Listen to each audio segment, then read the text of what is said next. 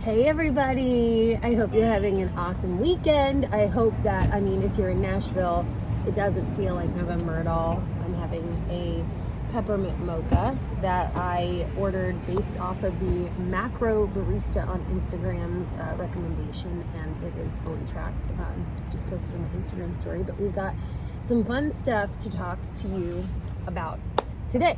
Wow, I could talk.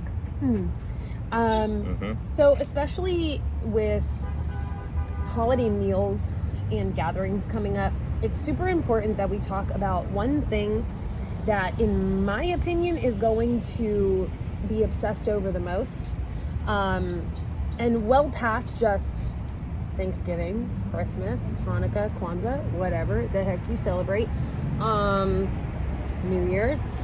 One thing that I think kind of takes, I guess, the top or the front seat here in terms of like what we think too much about or what we overthink about and don't know enough about, and it makes us crazy, is glycogen.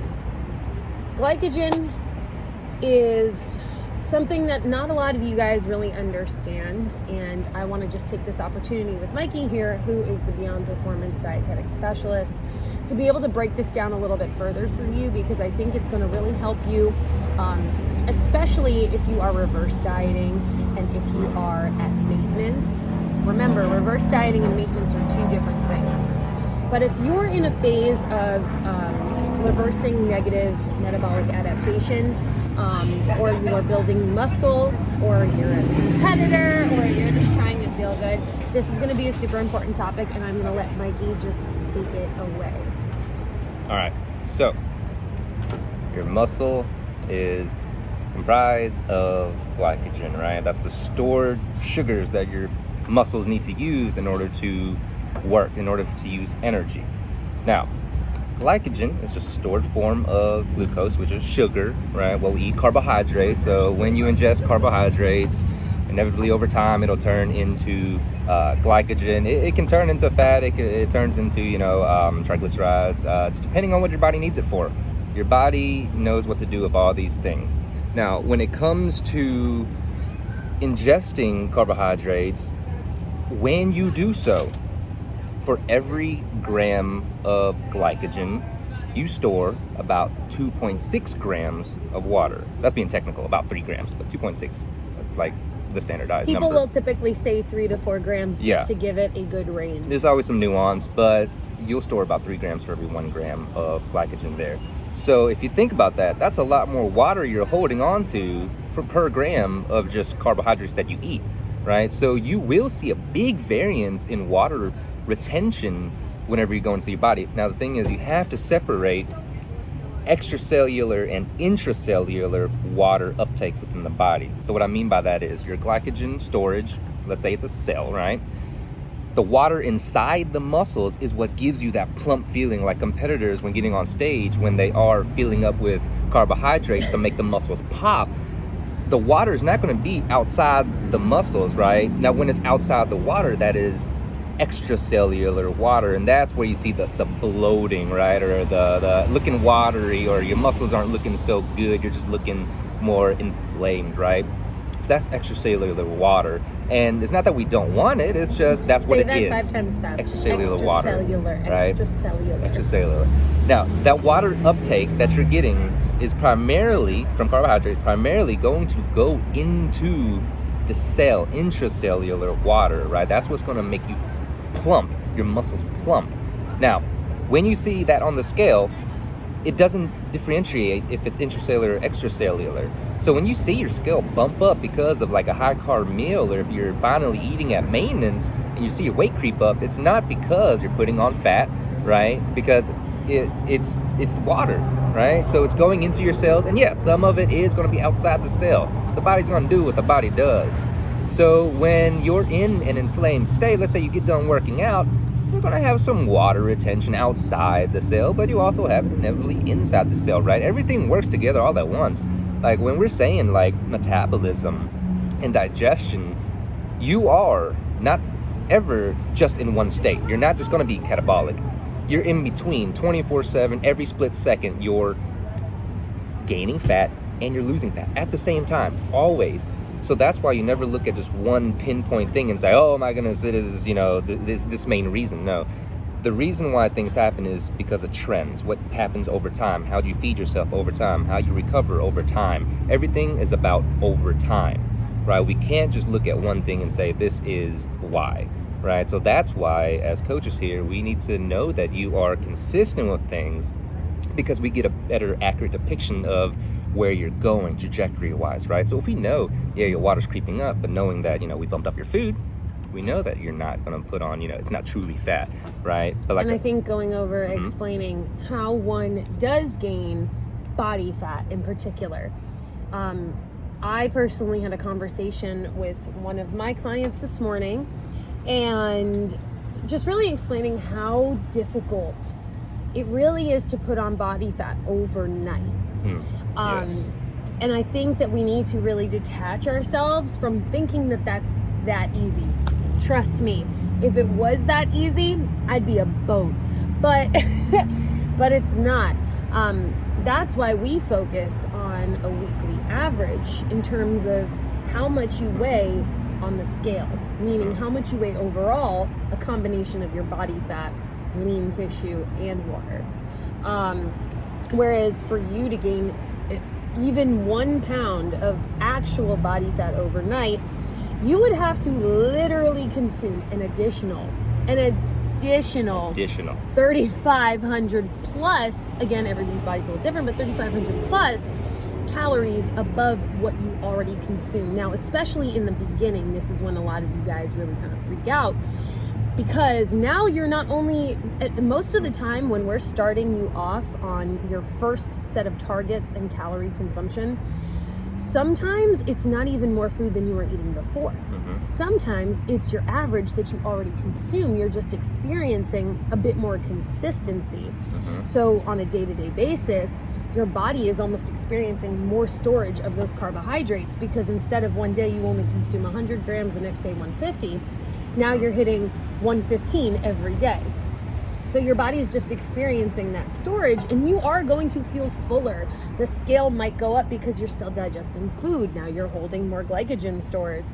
Now we got to talk about food in the system. So if you see the scale go up because you ate something out of the norm, and you're just thinking, oh, I ate at 9 o'clock at night, and I'm weighing myself at the same time early in the morning, you still have physical food inside your intestines. That's going to weigh. That's going to weigh something. Like if you eat at 7 p.m., but you also eat at like 10 p.m., there's a big difference in how long it's going to take for that food to digest, especially also determining how long you sleep. Let's say you went to bed at midnight, you ate at like 10:30, but then you woke up at like 5. You still have food in you. Yeah, you're probably be up like a pound or two. Because think of this. When I'm eating, and y'all track, if y'all are with us, y'all are most likely tracking, right? When you just add up your ounces and grams in a day of your food, you're eating over a pound of food per day. And that's just physical bulk of food, right? Like 4 ounces of chicken, that's a quarter pound. That's a standard meal right there. That's a quarter pound. So let's say throughout the whole day that you consumed something that's, slower digesting or whatnot, and about a pound's worth, you're going to be a pound up. See, that's why what you see on that scale at that very time is irrelevant to your overall success. Now let's talk about metabolism as well. So, I think we should really quickly just try to finish the thought. Oh yeah. This is the first time we're really doing this. So if we ramble, that's fine, but it's more of a stream of consciousness. We just want to talk about the things that we feel like you guys come to us with. And I go on tangents a lot. So like over that week, what I was trying to say before was, when we start you guys off, sometimes it's really just based on your overall average calorie consumption that you already consume on your own without anybody's help or without even thinking about it. So in reality, you're not eating more, especially probably not eating more than your body actually burns on an average day-to-day basis. Most of you come from a state of under-consumption in terms of how much you're eating. So if you're not even eating as much as your body expends, body fat cannot happen. Other than the fact that your body will down-regulate if you are under-eating for an extended period of time, because your body is looking to protect you and keep you alive. So it will store more body fat because again, it feels threatened from its environment. So that's my kind of short. And that actually leads us into this is just overall, I guess we could end it right here with metabolism. When you force feed yourself more calories, your metabolism increases, right? And when you don't feed the body, your metabolism decreases. So it's never a stagnant thing. It's just based off of what your habits are. So if you continuously not eat enough calories, your body will metabolically adapt to that, slow down the metabolism. But if you constantly increase the calories, right? Some people call it reverse diet. Some people just calling it eating a surplus, whatnot. When you overfeed yourself, your metabolism will creep up. Now the thing is, you shouldn't feed yourself 3,500 calories from the get-go, right? Because you will retain a lot of water. Some of it will go to fat. Some of it will go to muscle, whatnot. But over time, if you're eating a whole lot of food on top of that, more than you're actually burning within the day, then you will inevitably gain weight over time, and that's not the good weight. But if you incrementally increase, right, until you get up to where your maintenance are, and then maybe 250 to 500 calories above your maintenance, depending on the person, you can experience lean muscle gain with minimal fat gain. It also depends on your goal. It all depends. Listen, it's science. If you're not a bodybuilder, it will never be my goal to put you in a large surplus. You will probably be able to gain a substantial amount of lean tissue at a solid rate while just being at maintenance.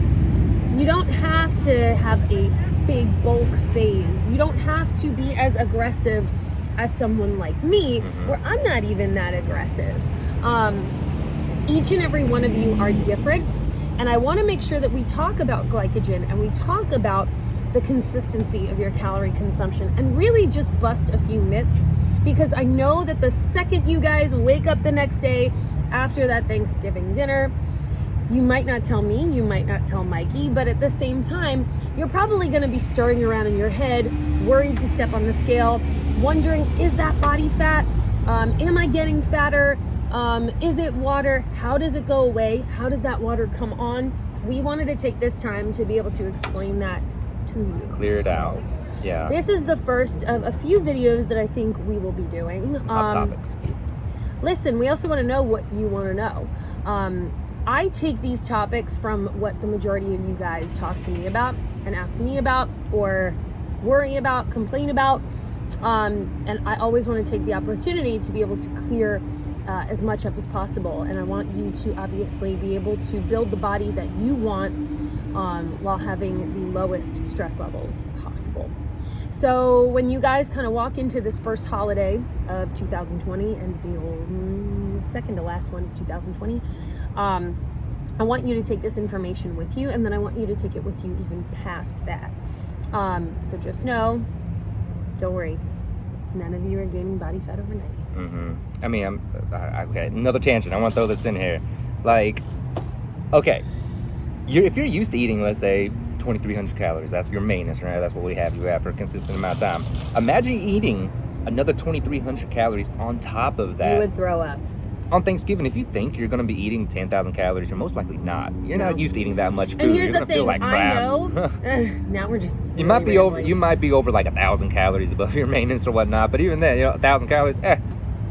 But water, the next day you won't be. Your metabolism's going to So skyrocket. it will not equal that 3,500. Don't worry. Probably here soon, we're going to release a video kind of giving y'all a little game plan strategy onto how to go about eating for a holiday. So that's definitely a video topic that we'll do before the holidays, right? So that number one, that'll be our next video, I'm sure. It's going to be a good time. It's going to be a good time. So we'll end it here. That way you're not spending 15 minutes watching this because it's 14 minutes. Goodbye.